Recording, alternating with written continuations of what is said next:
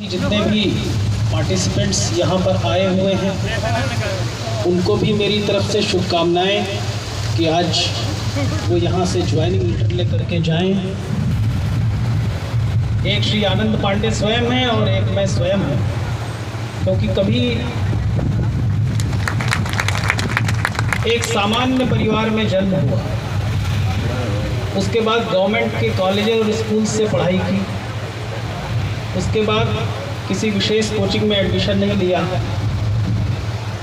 Higher education में regular university या college को अटेंड नहीं किया, और फिर भी पहले पीसीएस में और फिर आईएएस में मेरा सिलेक्शन हुआ।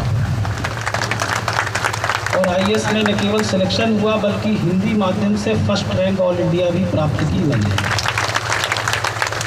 और उत्तर प्रदेश में रहते हुए उत्तर प्रदेश काडर भी प्राप्त किया, और आज जिलाधिकारी के रूप में आपके सामने हूँ। लगभग 15-16 साल की नौकरी हो गई है। तो ये उदाहरण ये दिखाता है कि अगर आप में जज्बा है, कुछ पाने की इच्छा है, कुछ कर गुजरने की तमन्ना है, तो आपको दुनिया की कोई भी ताकत रोक नहीं सकती। दूसरा उदाहरण श्री आनंद पांडे जी का। 2012 में 6-7 हज़ार रुपये की नौकरी करते थे ये किसी कंपनी में, और इनमें एक जज्बा था आगे बढ़ने का, एक जज्बा था कुछ कर गुजरने का, एक जज्बा था समाज में अपनी पहचान बनाने का, और मेहनत, दृढ़ प्रतिज्ञता, निष्ठा, लगन और समर्पण के जरिए आज उन्होंने समाज में जो अपना स्थान प्राप्त किया है वो किसी पहचान के मोहताज नहीं है। पूरे देश भर के युवा आज उनसे प्रेरणा ले रहे हैं। जैसा कि मंच संचालक महोदय ने बोला, जननी जन्मभूमिश्च स्वर्गादपि गरीयसी। अब इसका मैं प्रसंग भी बता देता हूँ। जब भगवान श्री राम ने रावण का वध किया और लंका पर विजयश्री प्राप्त की, तो लंका तो सोने की थी। तो जो लक्ष्मण जी थे वो कहते हैं, भैया इतनी सोने की ये जो लंका है, क्यों न हम लोग यहीं पे राज करें, वापस अयोध्या जाने की क्या आवश्यकता है। इतना बड़ा साम्राज्य है, इतनी सुंदर राजधानी है, पूरी सोने की लंका है, इसको छोड़ करके हम कहाँ जा रहे हैं। तो भगवान श्री राम जी ने कहा, अपि स्वर्णमयी लंका नमे लक्ष्मण रोचते, जननी जन्मभूमिश्च स्वर्गादपि गरीयसी। कि हे लक्ष्मण, ये भले ही सोने की लंका हो, लेकिन हमें ये बहुत सुहावनी नहीं लगती है।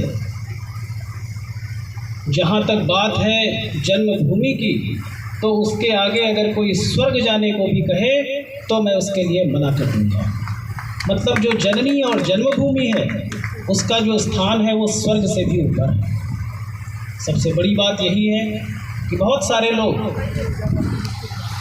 बहुत से क्षेत्रों में ऊंचाइयां प्राप्त करते हैं, परंतु अपनी जन्मभूमि के लिए, अपने उस स्थान के लिए जिसने आपको इस लायक बनाया है कि आप समाज के लिए क्या कर सकते हैं, ये अपने आप में बहुत ही अप्रतिम उदाहरण है।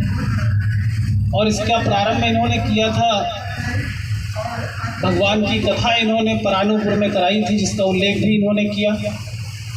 तो ये मुझसे मिलने आए थे, तो हमें लगा कि ऐसे तो बहुत सारी कथाएं होती रहती हैं, प्रशासन का काम है व्यवस्था और थोड़ा चेक वेक कर लेना, पुलिस की ड्यूटी लगा देना, ट्रैफिक वगैरह की ड्यूटी लगा देना, बस दैट्स इट।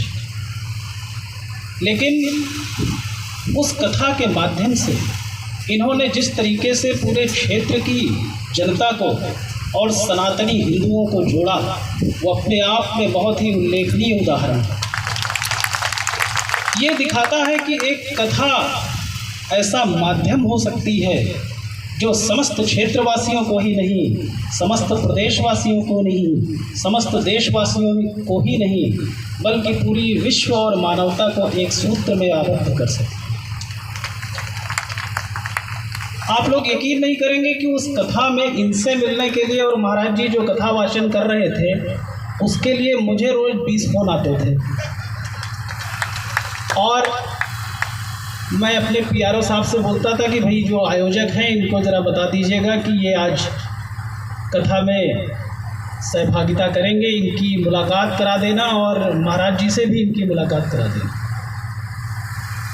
मतलब आज तक मेरी 15-16 साल की नौकरी में किसी ने कभी कथा में शामिल होने के लिए सिफारिश नहीं की थी। बाकी तो हर टाइप की सिफारिशें आती हैं, हर तरह की सिफारिशें आती हैं कि इसका आर्म्स लाइसेंस बना दो, इसका कब्जा हटवा दो, इसके यहाँ सड़क बनवा दो, इसके यहाँ ये करा दो। कोई सेलिब्रिटी आता है उससे भी बिल पाने के लिए लोग करते थे। जैसे